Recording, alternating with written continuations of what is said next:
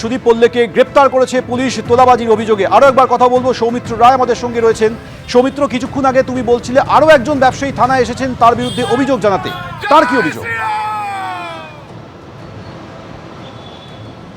দেখো, আরও একজন ব্যবসায়ী ঠাকুরপুকুর থানায় এসছেন তার বিরুদ্ধে অভিযোগ জানাতে।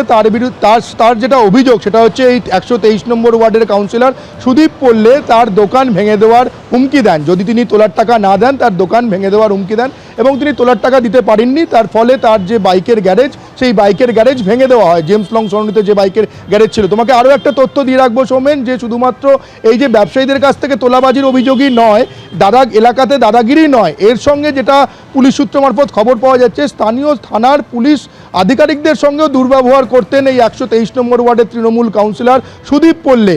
বিভিন্ন অনুষ্ঠান, পুজোর সময় যে এলাকার স্থানীয় থানার পুলিশ আধিকারিকরা সেখানে পোস্টিং হতেন, স্থানীয় পুলিশরা সেখানে যেতেন, সেই পুলিশদের সঙ্গেও দুর্ব্যবহার করতেন, খারাপ ব্যবহার করতেন এই সুদীপ পল্লে। সেটা পুলিশ সূত্র মারফত খবর পাওয়া যাচ্ছে। তার মানে তুমি বুঝতেই পারছো যে পুলিশ আধিকারিকদের সঙ্গে এই দুর্ব্যবহারের ফলে এটা বোঝাই যাচ্ছে তার এলাকায় কতটা দাপট ছিল।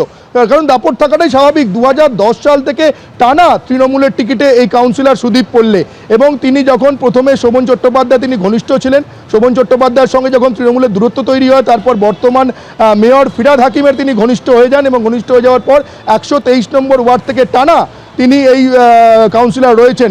কাউন্সিলর শুধু নন, তার সঙ্গে সঙ্গে 16 নম্বর বোর্ডের চেয়ারম্যানও তিনি। তার ফলে তার এই তোলাবাজি, দাদাগিরি, বিভিন্ন মানুষকে হুমকি দেওয়া, প্রাণে মেরে ফেলার হুমকি দেওয়া, এবং সেই সঙ্গে সঙ্গে স্থানীয় থানার পুলিশ আধিকারিকদের সঙ্গে দুর্ব্যবহার, মারাত্মক অভিযোগ সুদীপ পল্লের বিরুদ্ধে। এবং শুধুমাত্র যে ব্যবসায়ী আজকে অভিযোগ জানিয়েছেন, যেই ব্যবসায়ী অভিযোগের ভিত্তিতে থানায় অ্যারেস্ট করা হয়েছে, তাকে অ্যারেস্ট করা, সেটা শুধু নয়, আরও এক ব্যবসায়ী তিনি এসছেন ঠাকুরপুকুর থানায় অভিযোগ জানাচ্ছেন তিনি এই মুহূর্তে, এবং আরও একজন তার বিরুদ্ধে অভিযোগ জানাচ্ছেন হরিদেবপুর থানায়। অর্থাৎ এই হরিদেবপুর থানায় এবং ঠাকুরপুকুর থানায় তার বিরুদ্ধে এই একের পর এক অভিযোগ এই 123 নম্বর ওয়ার্ডের সুদীপ পল্লের বিরুদ্ধে। আগামীকাল তাকে আদালতে পেশ করা হবে। সৌমেন, ধন্যবাদ।